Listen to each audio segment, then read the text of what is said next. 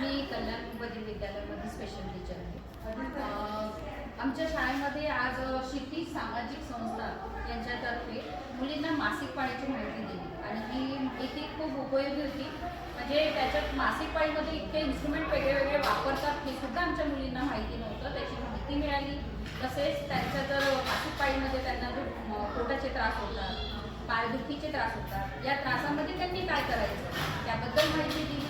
तसेच त्याच्यात त्यांनी काय खायचं, काय खाऊ नये ही सुद्धा माहिती दिली आणि त्यांचं आरोग्य या चर्चासत्रामध्ये जर त्यांनी दिलेली माहिती जर उपयोगात घेतली मुलींनी तर त्यांचं आरोग्य चांगलं राहील आणि पुढे त्यांना हे प्रॉब्लेम येणार नाही. आणि खरंच या संस्थेने म्हणजे प्रत्यक्षात आमच्या मूकबधिर मुलांना बोलून काही समजत नाही, खूप कमी समजतं, पण डेमो दिला त्यामुळे त्यांना ती माहिती पूर्ण समजली. त्यासाठी मी शाळेतर्फे सगळ्यांना